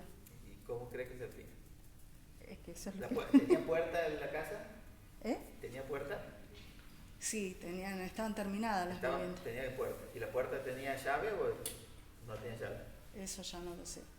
Bueno, normalmente no tienen picaporte. En realidad, cuando no están adjudicados los barrios, no solo tienen llaves, sino que no tienen ni el picaporte. Pero vamos a suponer, lo normal es que hayan tenido. Entonces, ¿cómo han ingresado? El solo hecho de violentar una puerta es violencia. Romper una ventana, saltar una tapia, eventualmente, es clandestinidad. ¿Entendés? Entonces, de alguien eran, alguien lo poseía, la empresa, que es lo que estaba construyendo, en nombre del Estado, el Estado que lo estaba Fonave. pagando, el FONAVE, lo que sea. Entonces, digamos, era evidente que no era de la persona que ha ingresado. Sí, y si además ha ingresado por alguno de esos medios, ha cometido un delito. Digamos, es muy poco probable que un barrio terminado, si alguien ingresa a ese barrio terminado, no sea una usurpación. Para que no se dé la usurpación, que es este caso que creo que es el que salía en la prensa, era un predio baldío. ¿Entiendes? Es un predio baldío. Entonces, al ser un predio baldío, si no tiene alambre, Ya entiendo. si no tiene ninguna obra, no tiene un caño, no tiene un quincho, no tiene ninguna cultura el espacio, bandería, no amenazan a nadie. ¿Entendés? Por ejemplo, si clandestinamente, ¿qué sería? Yo he dado el ejemplo de la tapia, pero ¿qué otra forma podría ser clandestinamente? ¿Ah? No, porque vos lo tomas. Es decir, ¿El baldío lo tomas. son terrenos fiscales? ¿Qué? ¿El baldío es un terreno No fiscal? sé, que eso habría que Puede ver en ser. el registro de la propiedad. El baldío puede ser Puede del ser Estado privado o puede o ser público. privado. Ah, bien. Yo les preguntaba, ¿qué les...? ¿Ah? Sí. Cuando usurpan la casa. Bueno, Sí, bueno, pero... usted decía clandestinamente cuando Claro. usurpan ¿de qué otro modo estaba preguntando? No, clandestino nomás. Sí. Sí, ¿qué otro modo clandestino se imaginan ustedes? O sea, si la toma que última no ha sido violenta ni ido con sus cosas, es diferente. Pero no solo es violencia. Aquí el código te dice violencia, amenaza, engaño, abuso de confianza o clandestinidad. Yo estoy hablando, yo les he contado, en modo clandestino es trepar una tapia. O Digamos, si ingresar de noche. Muy bien, ingresar de noche. Cada uno de ustedes está- Eso es clandestino, ingresar de noche. ¿Entendés? O ingresar a la siesta en Santiago del Estero, por ejemplo. Podría ser clandestino. ¿Entendés? Pero bueno, el Código Penal no hace ese razonamiento por provincias. Entonces, ¿qué es importante? Todos los medios comisivos. Si ninguno de esos medios comisivos se acredita en la toma, en el apoderamiento de ese espacio, de ese inmueble, si nada de eso se acredita, y bueno, evidentemente no estamos en presencia de una usurpación. Podrá ser otra cosa, pero no es una usurpación. Entonces, la respuesta del orden jurídico, ¿cuál tendría que ser? ¿Dejarlos ahí para siempre? No. El dueño se tiene que presentar a los juzgados civiles y decir, mire, por medio de alguna de las acciones posesorias reales, reivindicatorias del dominio, pedir que le devuelvan. Digamos, si no se da el caso penal, no es que está desprotegido el bien, está protegido de otra manera, por otros medios. ¿Entendés? Entonces, no siempre hay usurpación. En este caso, por una carga ideológica, los medios de comunicación lo destrozaban al juez pero eventualmente podría ser que tenga razón. Podría ser. No lo conozco el caso concreto, pero si ustedes estudian, se dan cuenta que hay algunas circunstancias en donde podemos no estar en presencia de un delito, pero sí vamos a tener habilitadas otras acciones en sede civil, posesorias o dominiales, para proteger nuestro derecho. ¿Me entiendes? Entonces, usurpación es el delito más fácil del mundo. ¿Hay medio comisivo? Sí, no. ¿Quién es? ¿Qué hace? Váyase o va preso. No debería durar ni un mediodía una usurpación urbana, sobre todo. Más complejo es por ahí cuando es rural, pero no mucho más complejo. Es cuestión de llegar. Uno llega a un campo y el campo está a punto de ser cosechado. Y hay dos cosechadoras. Y uno dice, no es mío, el otro dice, no es mío. Entonces, sí puede haber una mayor complejidad, pero tampoco es muy grande. ¿Por qué? Porque quién ha comprado la semilla, preguntas quién ha arado el campo, ¿entendés? Quién ha contratado para plantar, así como han contratado para cosechar, quién ha contratado para plantar. ¿Entendés? Entonces no es tan complejo tampoco, un poco más complejo. Pero el delito más fácil de todo el Código Civil, ni duden, es usurpación. Y bueno, no sé, todavía tenemos tiempo para hablar de daño. Volvemos hemos empezado la clase hablando de daño. Y lo más significativo de daños es precisamente poder diferenciar si estamos en presencia de un delito o si estamos en presencia de un ilícito civil. Porque normalmente uno asocia la figura de ilícito solamente a lo penal, pero no solo lo penal.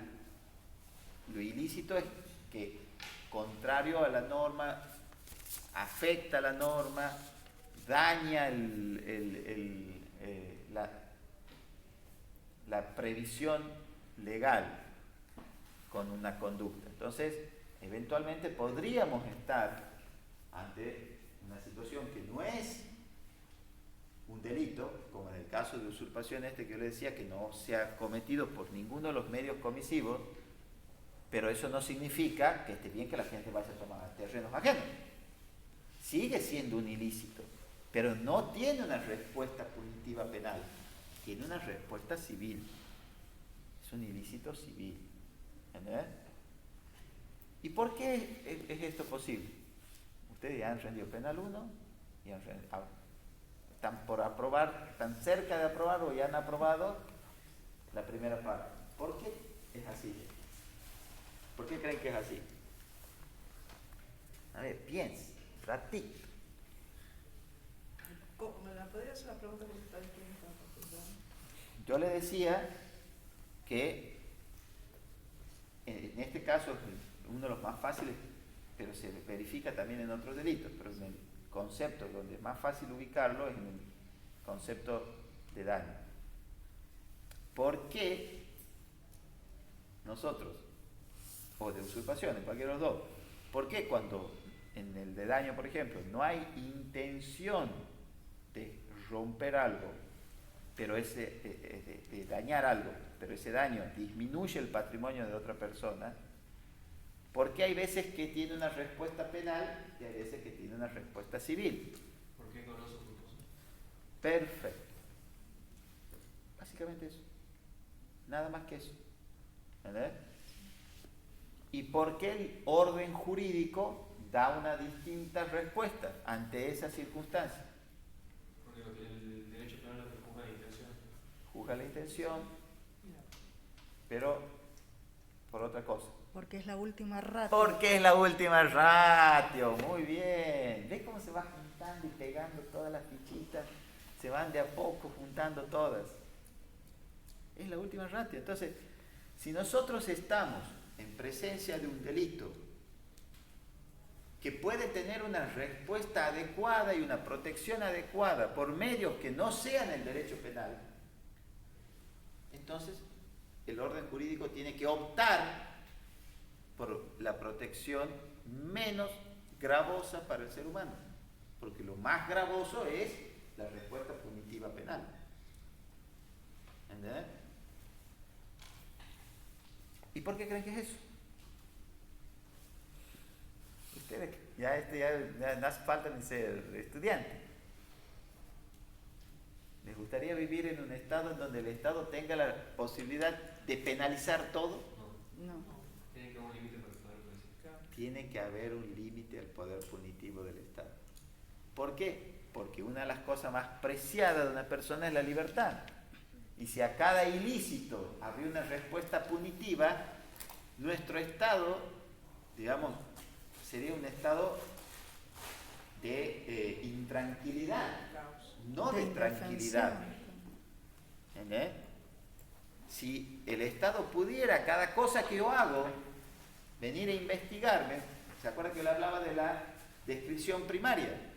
Entonces yo permanentemente estoy describiendo el tipo, o digamos, estoy generando conductas que están descritas en el tipo penal. Por lo tanto, siempre el Estado podría perseguirme. Por eso dice, no, espera un momentito. Usted como Estado va a perseguir solo estas conductas y solo en estas circunstancias. ¿Por qué creen la gente? Obviamente hay toda una discusión sobre el tema de las usurpaciones. Toda una discusión. Entonces, cuando viene un juez y dice, che, esto no ha sido usurpación,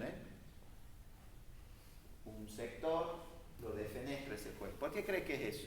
¿No tiene conocimiento? ¿Ah? ¿No tiene conocimiento? Sí, básicamente es eso. Pero vamos a suponer que lo conozca y lo aproveche. ¿Por qué lo aprovecha?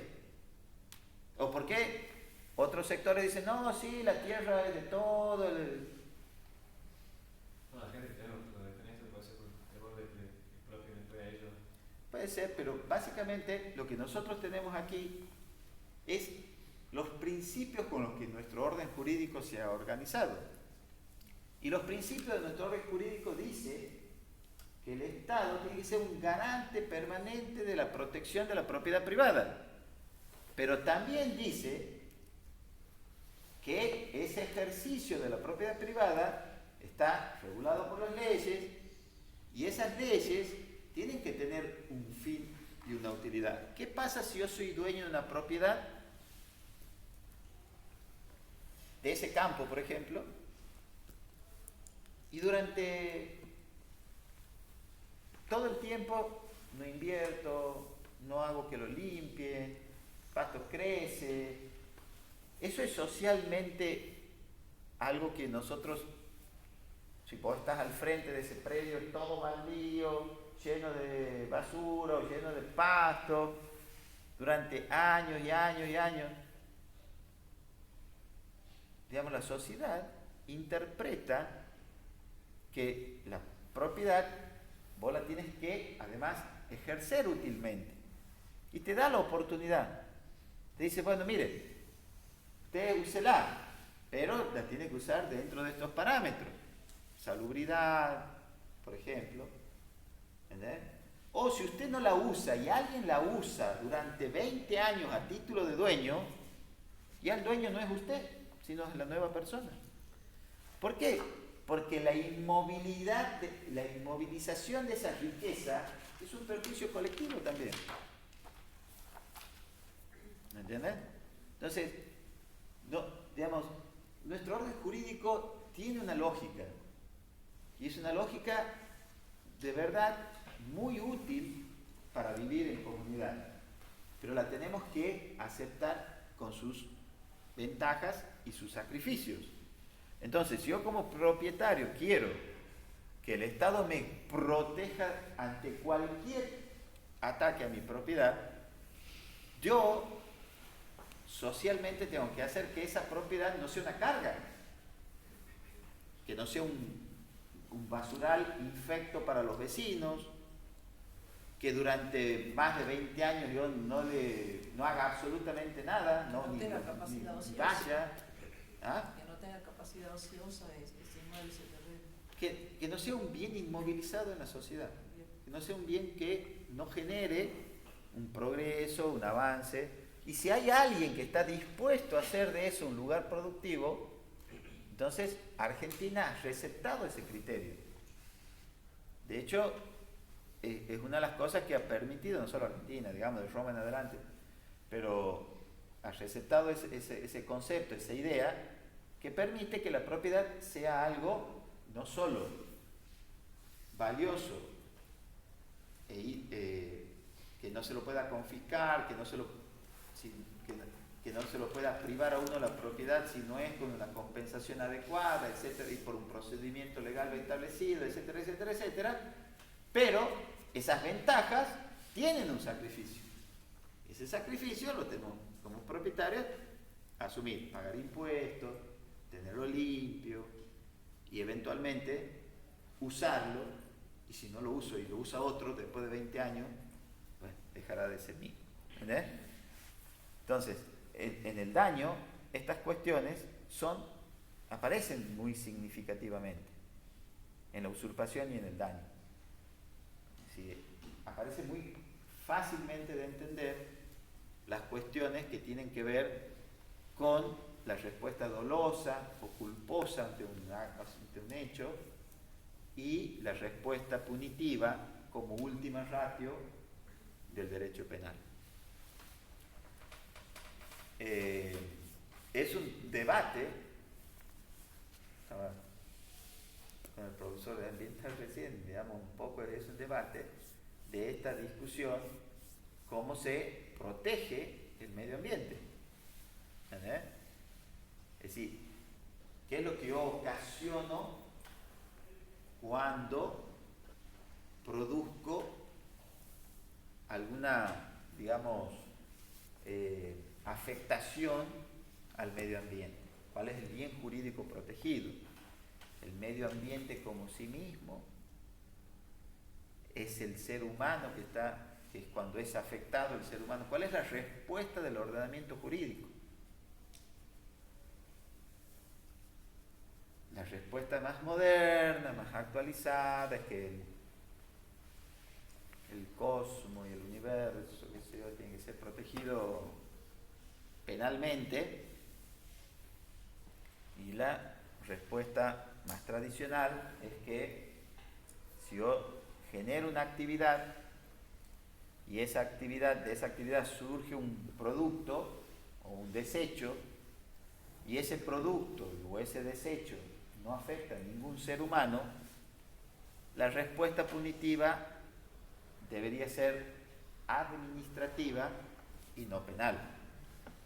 ¿Cómo sería una respuesta administrativa? Existiría un ilícito, pero no sería penal, y tendría una respuesta dentro del derecho público, pero no en el marco del derecho civil, sino en el derecho administrativo. ¿Cuál podría ser? Multa. Multa. ¿Entendés? Multa. ¿Por qué? Porque si a todo le damos una respuesta punitiva, la gente que tiene un feedlot genera metano, el metano es el peor gas invernadero que conoce la humanidad. Entonces, ¿qué está haciendo el tipo que tiene ganado? ¿Entendés? Habrá que investigar si con lo que le da de comer despide más metano o no la vaca. La respuesta punitiva siempre es la más extrema y la menos aconsejable. Pero bueno, hay muchísima gente que propicia lo contrario. Es una posición obviamente ideológica que es moderna, no ha sido conocida al momento que ha sido hecha la Constitución.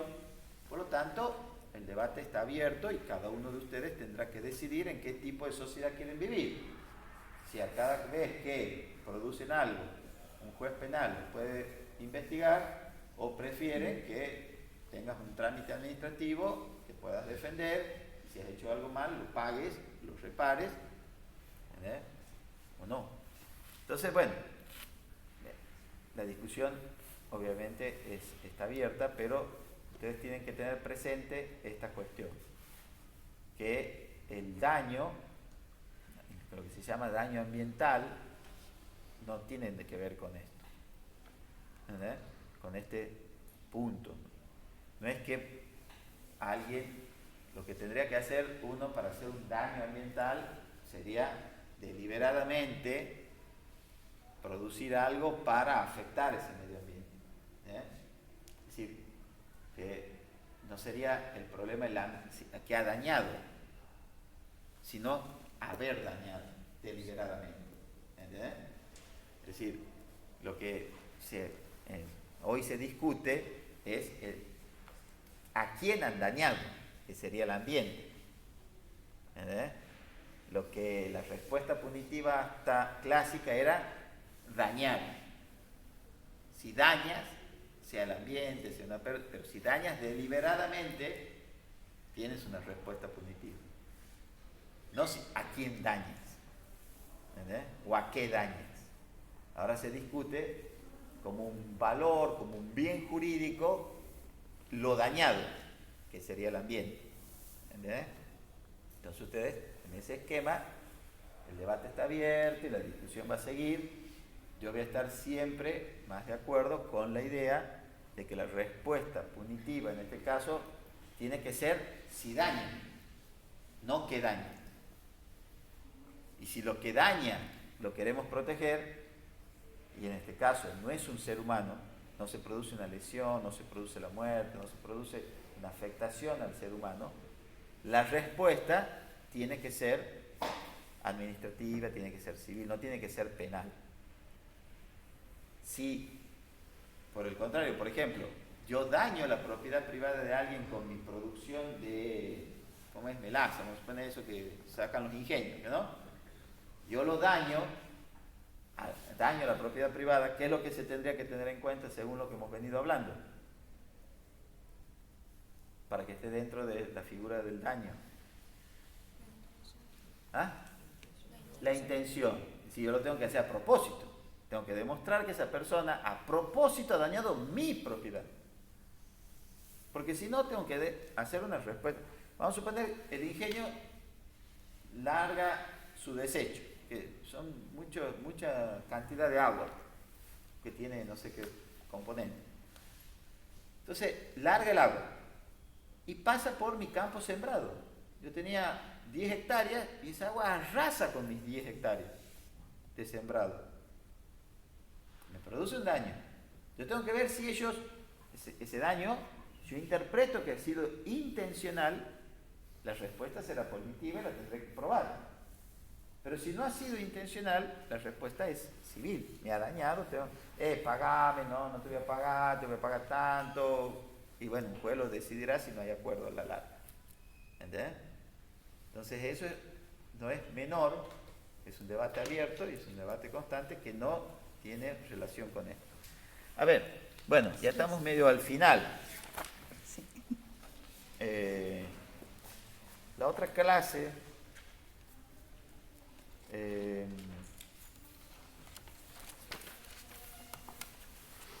¿alguien aquí le interesa la informática? ¿Nadie? Sí. ¿Ah? Sí. Porque el último punto de la bolilla, ¿cuál es? Delitos contra la propiedad intelectual. ¿Y qué más? Protección jurídica del software.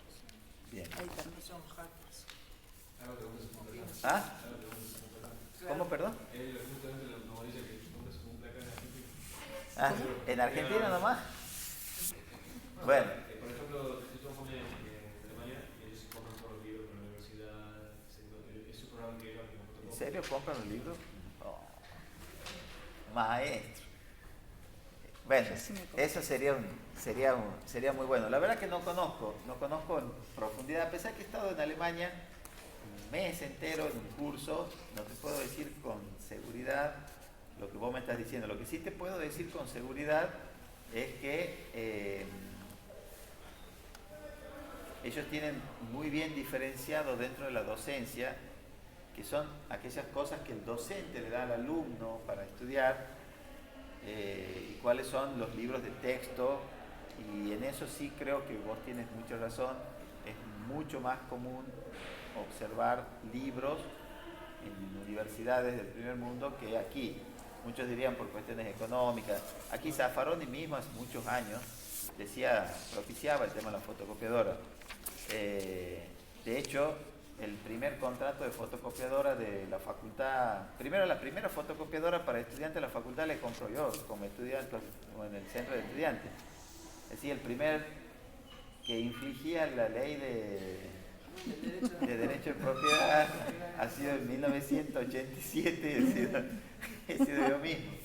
¿Qué les quiero decir con esto? Bueno, quiero decir que uno es también producto de su edad y producto de su conocimiento, ¿no? En ese momento, ¿qué es lo que valoraba? Que de esa manera los estudiantes íbamos pobres, íbamos a tener acceso y que las malditas editoriales, no, eso no decía yo en realidad, ni me interesaba ese análisis, pero sobre eso, Zaffaroni, por ejemplo, de alguna manera, sobre esa lógica, no decía así él tampoco, justificaba de que aquí todo sea fotocopia, que sea todo, digamos, fotocopiado, ¿entendés? Y lo cierto es que en su momento no lo hemos visto, no lo hemos entendido, y el que lo ha visto y lo ha entendido no le ha importado, ha sido beneficioso inicialmente porque ha generado todo un movimiento alrededor del conocimiento, de la apertura, del acceso al conocimiento. Pero a la larga ha desalentado la producción científica. Se ha dejado de investigar, se ha dejado de editar, se ha dejado de publicar. Y hoy, prácticamente, salvo por ahí clases como esta, que me dedico a entretenerlos de alguna manera con temas que no van a encontrar en el libro, lo cierto es que no hay actualización seria, sino solamente hay cuestiones muy dogmáticas. Muchas veces hasta te diría que no son ni de grado, que discuten estas cuestiones como la del ambiente, como otros delitos, ¿entendés? Que son de minorías muy intelectualizadas, de claustros académicos muy encerrados en sí mismos, pero el derecho penal tiene un montón para investigar, y no hay investigación. Es decir, antes había una respuesta normal al tema de la violencia contra la mujer. De nuevo, con el mismo criterio del ambiente, lo que era daños y lesiones a cualquier ser humano pasa a ser algo más grave cuando es contra una mujer. En general, eso a principios del siglo, eso empieza a aparecer con más frecuencia dentro del ordenamiento jurídico. Perfecto. Han pasado ya casi 20 años, 18 años desde la primera ley significativa penal con respecto a esto. ¿Conocen algún estudio si esa respuesta que el Estado ha dado ha sido mejor o peor? Digamos, al principio era teórico, entonces podíamos discutir, venían los penalistas y todos, y en teoría estaba bueno, digamos, la mujer es más indefensa que el hombre porque tiene menos masa muscular, tiene una situación de mayor indefensión, entonces bueno, en la teoría estaba bueno, y ¿qué hacemos? Y lo excluimos, y lo sacamos, y lo ponemos, en teoría estaba bueno. Pasó 20 años. ¿Ha servido? No sabemos. Yo no lo puedo decir si ha servido o no. Lo que sí puedo decir que, desde lo que yo conozco, de lo que yo sé, a simple vista, las estadísticas más duras, que son las de muerte, las que más se pueden manejar, dicen que no ha disminuido. Entonces, ¿no será momento de que haya alguien que estudie estos temas? Sí. ¿Y por qué no hay nadie que estudie estos temas? Porque la universidad a los docentes les paga 20.000 pesos y al trabajo que hace, si lo publican, no hay respuesta. Entonces no lo hace. No hay incentivo para hacerlo. Entonces, en ese momento, cuando nosotros lanzábamos las fotocopiadoras del centro, que era un ingreso para el centro, era todo en teoría maravilloso. 20 años después, más de 20 años después, hay que estudiarlo. ¿Ha servido o no ha servido? Yo no digo que no haya servido. Solamente digo, vamos a debatirlo. La propiedad intelectual en Alemania es más respetada que en Argentina. ¿Es mejor o es peor? La movilización del conocimiento se ve disminuida, el acceso, al conocimiento se ve disminuido o se ve acrecentado por el hecho de que no haya nadie que investigue seriamente y publique seriamente cosas actualizadas todos los años. Pero en ese caso sería como que nosotros simplemente estamos estudiando como el punto A y la consecuencia, y no todo el trasfondo que hay, porque por ejemplo allá, aparte que tienen los convenios y todas las cosas, por ejemplo, los libros les sirven para todas las carreras, la mayoría, o qué sé yo, tienen la versión digital o lo que sea, y muchas veces los profesores van y digamos, dan gratis por internet, PDF, digamos, la parte que solamente van a ver ese año, cosas así. Por eso, ¿te acuerdas que yo te había dicho al principio que allá es muy, lo que sí te podía decir que es muy extendido, que los docentes, pero ¿por qué los docentes publican 20 papers por año? Y porque les pagan. Porque viven de eso, Claro. eso es exclusivo, son docentes exclusivos. ¿Entendés? Entonces, para hacer su carrera tienen que estar actualizados, y para estar actualizados tienen que investigar. Y para investigar, si aquí habría una facultad más o menos seria, nos podría contestar a nosotros una pregunta. Por ejemplo, fuera de penal. Hace 20 años, más de 20 años, yo vivía en un colectivo. Yo no me gustan las motos, no tenía para comprar un auto, me movía en colectivo. Y me movía perfectamente. Tiempo, en horario, de cualquier punto de la ciudad, a lo sumo tenía que tomar 2 colectivos, iba a cualquier lado. De puerta a puerta prácticamente. Y hace 20 años no había subsidio. Hoy eso no ocurre y está todo subsidiado. ¿Quién ha investigado? ¿Por qué funciona así? A eso es lo que voy. ¿Entendés? Es decir, en el tema del software, en el tema de la propiedad intelectual, lo que dice el compañero es lo que me interesaba a mí. No solo lo que dice el libro, sino ese debate. Ese debate es, ¿mejor o peor? Tenemos que decidirnos. Como él dice, bueno, pareciera mejor a simple vista. Hoy a simple vista, pareciera mejor. No sé si es mejor, pero pareciera mejor. Pero vamos a ver cómo lo implementa, vamos a ver quién lo implementa, vamos a ver cuánto tiempo lleva a implementarlo. ¿Entendés?